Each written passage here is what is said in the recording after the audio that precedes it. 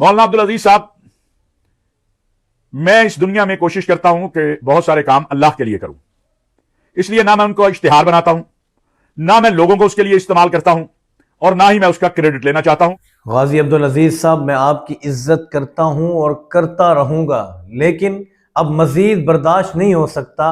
अब खामोश हो जाइए। नाजरीन, मौलाना ताहिर अशरफी भी सामने आ गए और उन्होंने गाजी अब्दुल अजीज को दंदान शिकन जवाब दे दिए। आप नाजरीन खुद उनका यह बयान समाअत कीजिए और बताइए कि किस वजह से ताहिर अशरफी साहब इतना गुस्से हो रहे हैं गाजी अब्दुल अजीज पर। चलिए आप नाजरीन सबसे पहले वो उनका बयान समाअत कीजिए, उसके बाद हम बात करते हैं। नाजरीन, वीडियो के दौरान मैंने आपको डिस्टर्ब किया, इसके लिए मैं माजरत चाहता हूँ। लेकिन नाजरीन, आपको बताना चाहता हूँ, सर्दियाँ आने वाली हैं और शहद और देसी घी हर बंदा चाहता है कि मुझे खालिस मिले। तो नाजरीन, उसके लिए हम आपके लाए हैं शहद के 3 सैंपल।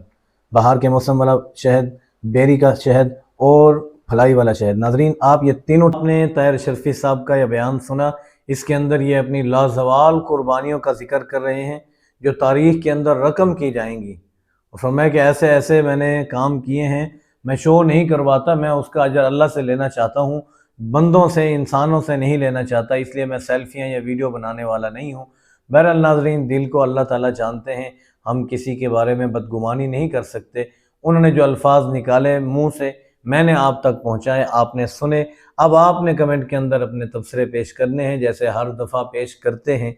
तो बताइएगा कि ताहिर अशरफी साहब की बातें किस हद तक दुरुस्त हैं और किस हद तक गलत हैं, कहाँ पर ताहिर अशरफी साहब गलत हैं, ज़रूर बताइएगा नाजरीन।